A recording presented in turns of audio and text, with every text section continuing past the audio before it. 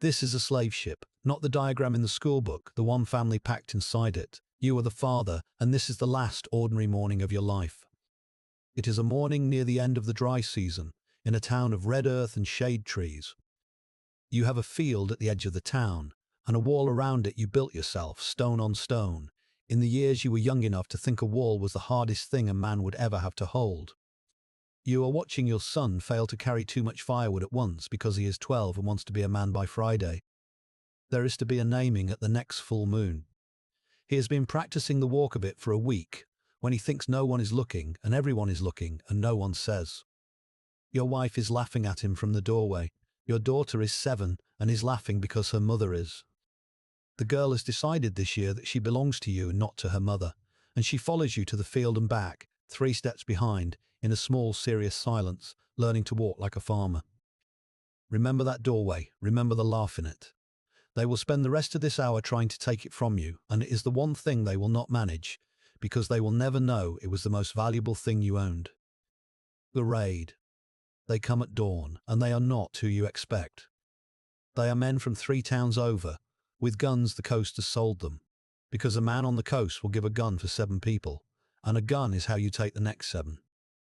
There is a man among them you know. He sold you a goat 2 dry seasons ago, and you argued the price and settled it and shook on it. He does not meet your eyes. He points at your door because he has already been paid for the pointing. This is the part the ones who wear the cloth never hear. It began with a neighbor. Your son runs at them because he is 12. They do not kill him. A dead boy is worth nothing. They break his spirit instead, which travels better. They take your wife from the doorway. She does not scream because your daughter is watching, and even now, even in this, she is deciding what the child will be allowed to see. You will think about that doorway for 30 years. You are looking at the bravest thing you will ever see, and you do not have a second to know it. You do not fight, because your daughter is behind your legs, and you have already done the arithmetic that will rule the rest of your life. What can I keep if I cannot keep everything? They tie your hands. They tie them in front of you, not behind, and it takes you a day to understand the kindness in it. A man with his hands in front can carry a load. You have already been made into something that carries. They walk you out past your own wall, the one you built stone on stone, and you understand that you were wrong as a young man. The wall was never the hardest thing you would have to hold. You are walking away from the hardest thing now, and your hands are tied, and they are tied in front, so that you can carry it. The road to the sea. They chain you at the neck in a line, and you walk to the sea for 6 weeks. The chain is a forked branch, green wood, cut to length. It closes on the throat behind and lashes to the man in front. When he stumbles, you are choked. When you stumble, you choke the man behind. In this way, they teach 100 strangers to move as one animal that cannot afford to fall. The old woman who taught your wife to cook does not keep up on the 3rd day. They do not waste a bullet. The line simply walks on, and her place in it closes. Your daughter walks, 7 years old and small, and they let her walk unchained beside the line because a child will not run from her father. She learns the pace. She does not cry because she watched her mother not cry. At night they feed the line from one pot, a handful each, because a starved man is worth less at the coast and a fed man walks faster, and both of those are the same sentence in the only language that now rules your life. You learn the first rule of the thing that has taken you. It keeps only what will sell, and it is very good at arithmetic, and you are learning to be good at it too, and you hate that most of all.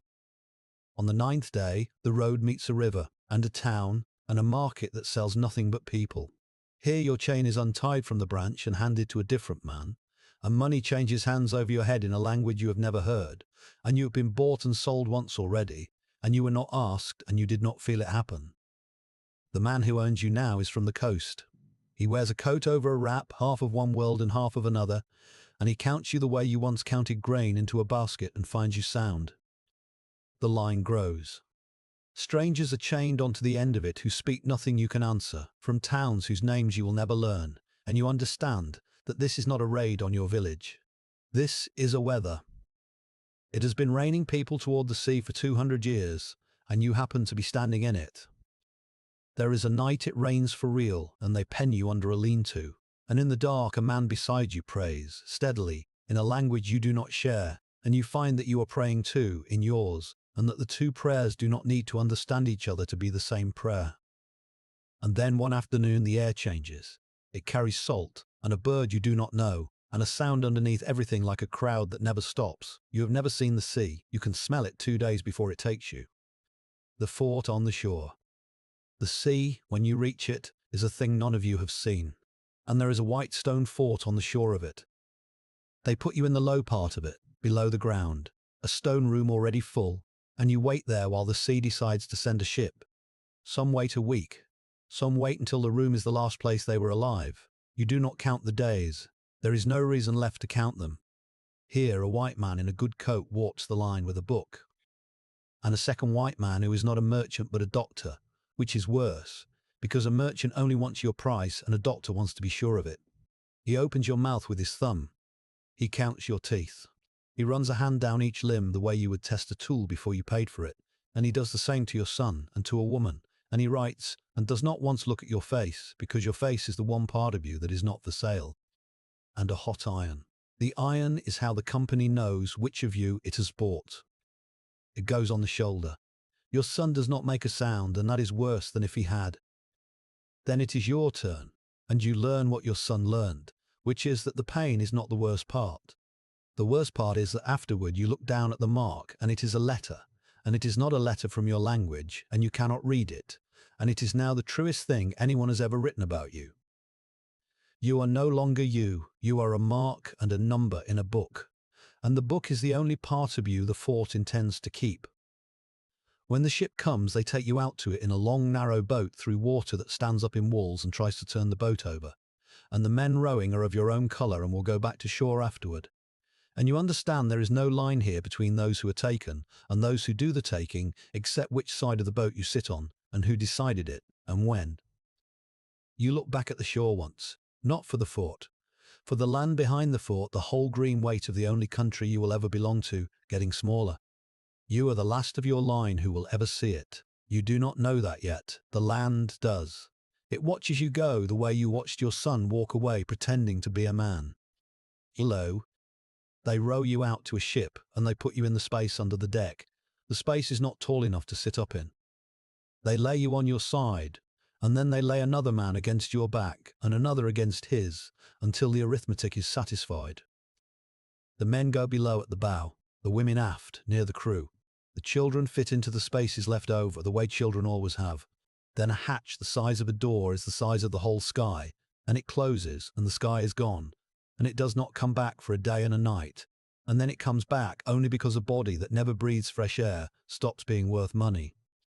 The first night teaches you the ship. It is loud. 600 people breathe in a room built for cargo, and the timbers work, and the chains move when the sea moves, and under all of it a sound you place only near dawn. It is weeping, in 9 languages, finding out it is the same word. You are chained wrist and ankle to the man beside you. In the night he dies. In the morning they do not always come for the dead, and so for a day or two you are chained to him, and you learn the exact weight of a man who has stopped helping you carry it. There is a sickness on the ship that the crew call the flux. It empties a person. The deck you lie on is not clean and cannot be made clean, and the smell of it reaches the ship before the ship reaches the horizon. Other captains say they smelled the trade before they saw its sails. You stop smelling it on the second day. You never stop being it. At dawn, the crew come down with lights and go along the rows, unlocking the dead from the living. They are not cruel about it. Cruelty would take feeling. They unlock a wrist and drag, and you hear the hatch and then a small far sound over the side, and then the next lock. You count the sound some mornings. You make yourself stop. They bring you up in shifts into the light and make you dance, jump in your chains, because a body that does not move dies faster, and a dead body is a loss. There is a net, rigged the length of the rail, tied off tight all the way around the ship. It is not for fishing. It took you 3 times on deck to understand it. And when you understood it, you also understood exactly how many people, on how many ships, over how many years, had to have chosen the water for a man to sit down and think to build that net. There is a woman who sings below in the women's part in the dark every night. No one tells her to stop. Perhaps no one can. The song has no translation, but everyone on the ship in every language has agreed on what it means, which is, I was a person in a place, and it had a name, and here is the tune of it, so that the tune at least does not drown. Halfway across, the sea stands up. For 3 days they batten every hatch against the storm, and there is no shift on deck and no light and no air that has not been breathed, and the ship climbs and drops, and you are chained to strangers in the black being thrown against the hull and each other, and the only mercy is that you cannot see it, and the only horror is the same. And then, worse than the storm, the wind stops. Days of flat water and white sky and a sail that hangs like a dead thing. The barrels run low. They cut the water ration, first for the cargo, then for the crew, and for a week the whole ship, taken and takers alike, lies still under the same sun, begging the same empty sky for the same wind. And the sky gives it to no one, because the sky was never part of the arrangement. You stop marking the days. The man chained to you now is not the man who was chained to you at the fort, and you did not notice the change being made, and that frightens you more than the dying does, because it means the ship has finished teaching you its one lesson: nothing here is kept. Not the dead, not the days, not your grip on who was beside you in the dark. This is the crossing. It takes 2 months. 1 in 5 of you does not see the end of it, and the ship's owners were paid for that in advance by men across the sea who call it insurance. Your son. Your son will not dance. On the 3rd morning he will not eat, and there is a name the crew has for this. They call it the fixed melancholy. The bowl they push at him goes cold by his knee. You eat what little is yours and cannot make yourself take his, because to eat a dead boy's portion is to agree that he is finished, and you are not ready to agree. In the dark you find his hand and you tell him the thing you swore you would never lie to him about. You tell him it ends. You tell him there is a shore and a life on the far side of this. You do not believe one word of it. It is the last and best work you will ever do as his father, and he knows you are lying, and he holds your hand anyway to let you do it. He turns his face from the tool they use to force the mouth, and from you, and from the light, and he chooses the one thing left that is his to choose. By the week's end, the sea has your son, your daughter. Your daughter is 7. Because she is small and eats little and takes almost no room, they keep her above in the air where the crew can watch her. You are kept below, in the dark, where you cannot. She has learned to fold herself small on the deck into a coil of rope out of the way, exactly the way you once taught her to be good. It is the last thing your teaching will ever do for her, and it is not enough, because good was never the thing the ship wanted from a girl. They bring you up one grey noon and she is there across the deck, and you are not allowed to go to her, and she is not allowed to come to you, and so you do the only thing left. You hold her eyes, the whole shift, without a word, across 20 feet of a ship in the middle of the ocean, and you let her see that you are still alive and still hers. It is the last full look you will ever get. You did not know to make it longer. You never do. For 3 nights you hear her somewhere over your head. You cannot go to her. You are chained to the man beside you, and he is chained to a man who died this morning and has not yet been taken up. On the 4th night, it goes quiet. In the morning, a sailor tells you, not cruelly, he is bored, that she went over the side. He does not say whether she was put over or whether she climbed the rail herself. Down here you will never learn which, and that is the one mercy they never meant to give you and can never take back. They took your daughter, and they took even the knowing of how. The sum. She is not written as a death, she is a loss of stock. Number 41. Girl. In the margin, 1 word, so that men across the sea may be paid for her, jettisoned. That word, beside your daughter, is the beginning of a sum. It runs off the ship into a broker's book, and out of the broker's book to a mill, and out of the mill as thread, and out of the thread as a bolt of bright printed cotton, folded on a shelf in a good dry goods shop, a whole ocean away, in a clean town where no one has ever smelled a slave ship, where a woman you will never meet holds a length of it up to the window and turns it in the light and decides the pattern is almost right and asks the man to bring down another. Your daughter and that cloth are the same ledger. That is not a metaphor, it is the accounts. And we will not mention it again because you do not owe the world its numbers. The world owes you your daughter, and it is not going to pay. Your wife. Your wife you do not see for the whole crossing, because the women are kept apart, aft, near the crew, and everyone below knows what near the crew means, and no one says it. When they land you at last in a hot brick city on the far shore, you see her once, on a raised board in a crowded yard, thinner, and she finds your face in the crowd and does not look away. And you understand from her face that she has decided you will both pretend, for this one last look, that the crossing did to her only what it did to you. You let her have the lie. It is the last thing you will ever be able to give her. She is bought by a man for one plantation, and you by a man for another, and the yard is loud with English you do not yet speak, and you do not hear what they call her, and you never will. You see the back of her head go one way through the crowd, and yours is turned the other, and that is the whole of the goodbye, a direction carried away from you. For a year you will search for the back of that head in every crowd, and then you will teach yourself to stop, because hope, it turns out, is one more thing down here that has a price. The seasoning. 2 months on your side in the dark have taught your legs to forget the ground. They walk you down a plank onto the solid land of a country you did not choose, and the earth comes up and hits your feet like a stranger, and you stagger, and a man with a book writes something, and the something is probably your price. What comes next has a soft name. They call it seasoning.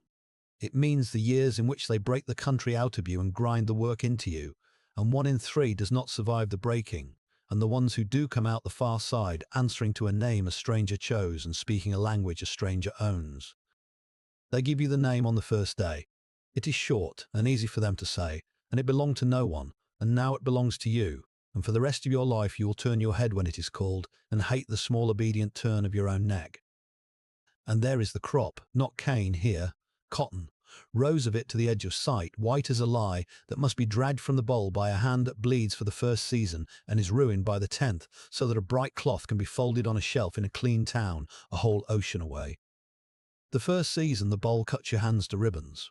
By the 10th your hands are a tool, hard and split and past feeling, and the white comes away clean and never once stains with you. That is the day you understand they have finished the work the ship began. You will live another 30 years in those rows, in a heat that is a different heat, under a name a stranger gave you that you will answer to and never once believe. You will never learn the word they wrote beside your daughter. You will never know for certain that your wife's last look was a lie. You will carry both of those not knowings to a grave with no stone. But some mornings, in the cotton, you will remember a doorway, and a boy who wanted to be a man by Friday, and 2 people laughing in the red earth light, because they loved each other and did not yet know the price of a gun. The doorway. The red earth. The low, warm light. It is still there behind your eyes exactly as it was, and no one has ever found the road to it but you. They took your children, your wife, your name, and your country. They did not take the doorway, they did not know it was worth anything. Keep it. It is the only thing on the whole ship they forgot to steal. This was one line, one family, one ship. There were more than 12 million others, and every one of them was a doorway that somebody was trying to keep. We are going to sit with them here one at a time for as long as it takes. If you will carry them with us, follow. No one on that whole ship gets forgotten twice.